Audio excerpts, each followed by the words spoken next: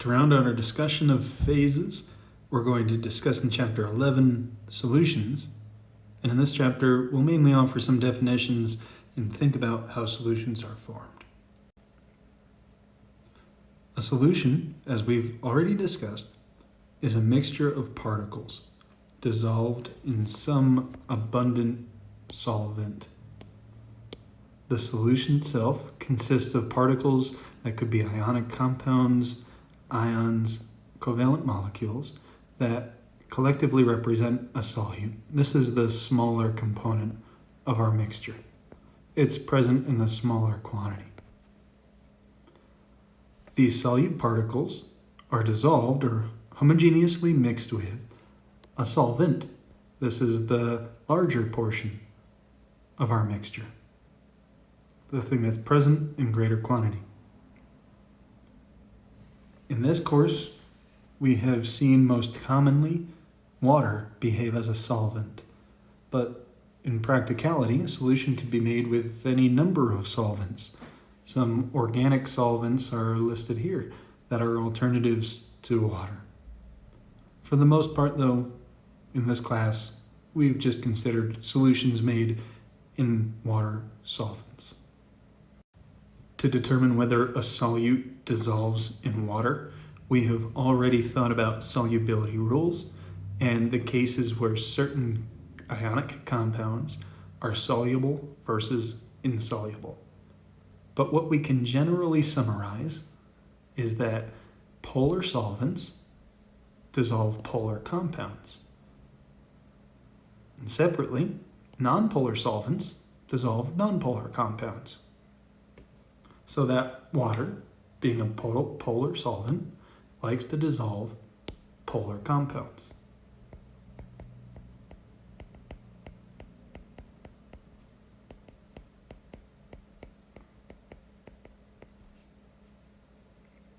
Some salts are insoluble in water, making an exception to the rule, but it's not really true that the salts that we called insoluble don't dissolve at all.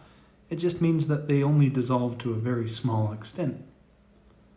A measure of solubility is a measure of the maximum amount of solute that can dissolve in a solvent at a given set of conditions, like a constant given temperature. And when we referred to a salt or an ionic compound as being insoluble, what we really meant was that the solubility of those compounds is very, very low when compared to another substance that we'd call soluble. For example, NaCl was soluble, meaning that it is solubilized or dissolves readily in a fixed volume of water at a given temperature. But something like PbCl2 we called insoluble, according to our solubility rules. This is because not much PbCl2 would dissolve in the same volume of water at the same temperature. Very little and almost none at all. The reason for this is that solubility is an equilibrium process, one that reaches a balance between intact molecule and, in the case of ionic compounds, dissociated ions. You can click this link in your Moodle page to watch an animation that shows you how a salt dissolves. But effectively, an ionic compound dissolves through intermolecular forces of attraction between the ions that make up the ionic compound and water molecules or solvent molecules that surround that ionic compound. These are ion dipole attractions, shown in this video. What happens for an ionic compound, like a salt being dissolved in water, is that that salt or ionic compound transitions from its solid phase into an aqueous phase. We use double arrows in this case to show that not only could a solid salt or ionic compound dissolve to become aqueous in phase, but the reverse process could happen too. We could reverse this entire process and revert from aqueous phase back to solid by, say, evaporating all of our solvent. Things that are solid precipitates will stay mainly in their solid form, whereas things that are soluble, like sodium chloride, will stay mainly in their aqueous form. And when this balance or equilibrium, indicated by these right and left arrows, is established, we can qualify our solution's characteristics in one of three ways. A saturated solution has just as much solute present in the solution as is allowed. It's sort of the Goldilocks, not too little, not too much, but just right. An unsaturated solution, however, contains less solute particles than the maximum allowed for a saturated solution. And so we could continue to add solute particles to an unsaturated solution, and we could continue to watch those particles dissolve. A supersaturated solution is an unstable one.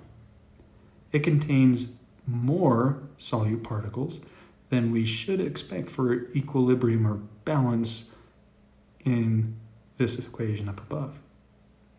We can prepare a supersaturated solution by, say, heating up a solvent and allowing particles to dissolve, then cooling down slowly. Nonetheless, that supersaturated solution is unstable, and with the slightest provocation could easily crash into salt crystals and separately dissolved particles. If you've ever made something like rock candy, you've generated a supersaturated solution by boiling solvent, dissolving stuff in it, and then perturbing it to make material crystallize from that solution. So, to summarize, supersaturated means there's too much, unsaturated, too little, and saturated is just right. Goldilocks amount of solute particles dissolved in solution. To determine the extent to which a substance dissolves in a solvent to make a solution, we have to consider three factors. The first factor that's covered up by the image above is temperature. As temperature increases, the solubility of a solute generally increases. So as temperature goes up, solubility goes up. Generally speaking. This is because increased temperature imparts more energy on average to particles, giving them more energy to separate or mix. But it's not true for gases.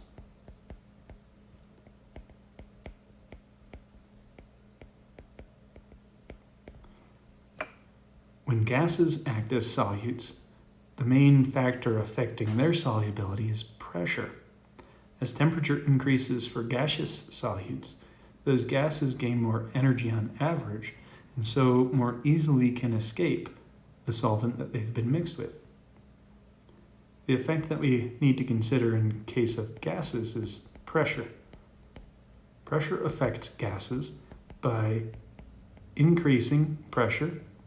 We increase the solubility of our gas. And this is exclusively reserved for gases. As pressure increases, the solubility of a gas increases. I've tried to demonstrate that with the image up above. Under low pressure conditions, like illustrated in image A, gas particles are more or less free to zip about as they please. But if we increase the pressure by restricting the volume space of gas particles in this container, now there's not quite as much freedom of movement, and if these particles start zipping around, then eventually some of them are going to end up mixed with a solvent in this beaker down below. Increasing the pressure further and further increases the likelihood that gas particles will just go ahead and dissolve in a solvent. And lastly, as we alluded to a few slides ago, the polarity of substances can affect solubility. As a general rule of thumb, we say like dissolves like. Polar solutes dissolve in polar solvents, and nonpolar solutes dissolve in nonpolar solvents. For example, potassium phosphate is a polar solute. We expect potassium phosphate to be miscible with water and soluble in water. We say that when potassium phosphate is mixed with water, it breaks apart into its constituent ions, and we refer to this process as dissociation. Dissociation is the breaking up of ionic solute particles.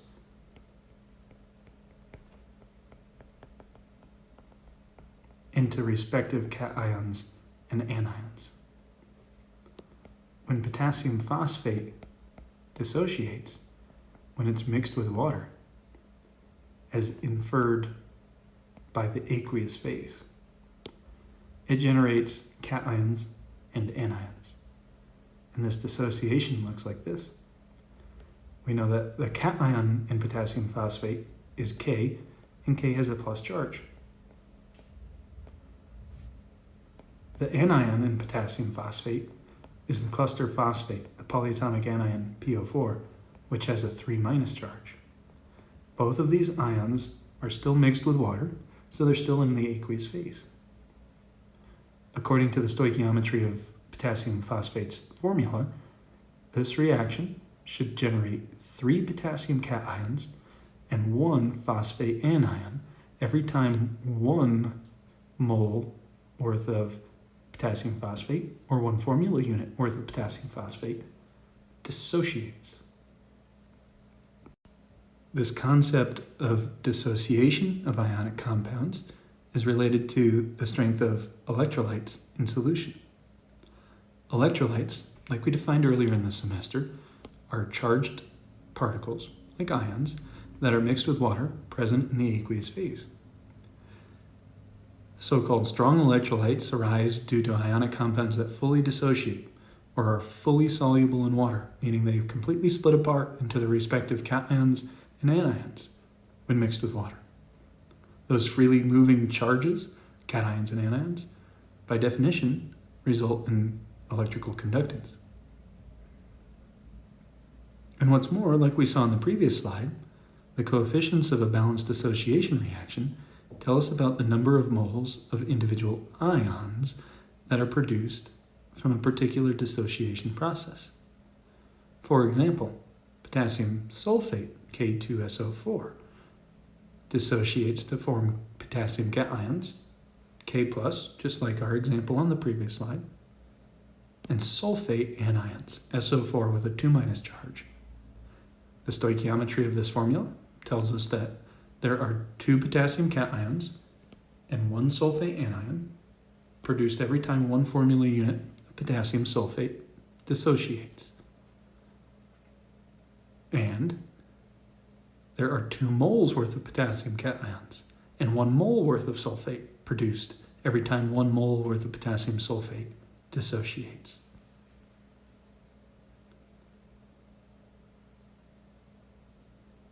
Lastly, a non-electrolyte is a substance that either does not dissolve or does not produce ions through dissolution in solution. For example, when a sugar molecule, something like glucose say, with a chemical formula, C6H12O6, is mixed with water,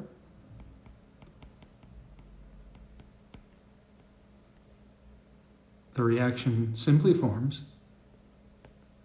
C6H12O6 in an aqueous solution. In other words, this sugar goes from being solid particulates, C6H12O6, to being solid particulates that are now suspended and solvated by water molecule. This process releases no ions because C6H12O6 is not an ionic compound. So there are no freely moving charges. There's just a big cluster, represented by these dots here, of sugar that's become solvated or surrounded by water molecules and now can move about in solution. The process of making a solution, whether through introduction of an ionic compound to water, a covalent compound to water, or the mixture of any other solute and solvent, generally impacts properties respective to a pure solvent alone in these three categories. Compared to a pure solvent alone, a solution has a lower vapor pressure, a higher boiling point, and a lower freezing point. We refer to these effects as colligative properties of solution. Simply by virtue of creating a solution, we change these three facets with respect to a solvent alone. And these are the things that you need to take away from this chapter. Firstly, the vapor pressure of a solution is lower than the vapor pressure of a pure solvent alone. And this is because the solution contains more stuff in it. And with more stuff come things that don't really want to vaporize compared to a pure solvent. A mixture of salt and water now has substances like sodium chloride mixed in solution that we don't expect to have any propensity towards vaporizing all by themselves. Because the vapor pressure lowers for a solution compared to a pure solvent alone, it takes more energy to bring the total vapor pressure for a solution up to the ambient atmospheric pressure. Thus, we need to apply more heat energy to make a solution boil than we need to apply to a pure solvent alone. And therefore, the boiling point temperature is always raised for a solution compared to a pure solvent. A mixture of salt and water boils at a higher temperature than pure water all by itself. And similarly, the freezing point always decreases when we make a solution. And this has to do with the entropy of a solution compared to a pure solvent. These are topics that we'd explore further in a general chemistry course, but we'll suffice it to say here that freezing point lowers for a solution due to effects of thermodynamics like entropy or disorder in a system. We make a system more disordered by mixing a solute with a solvent, and thus we need to take more energy away from that system in order to freeze it. So we need our temperature to be lower in order to freeze a solution than to freeze a pure solvent all by itself. Thus, we might salt roads in the wintertime to try to make a solution that freezes at a lower temperature than the normal freezing point for water, 0 degrees Celsius or 32 degrees Fahrenheit, and thus allow the mixture of salt and water to remain liquid at those temperatures. For this chapter, you should know that the colligative properties of creating a solution result in a lowering of vapor pressure, an increase in boiling point, and a decrease in freezing point temperature for solutions compared to pure solvents.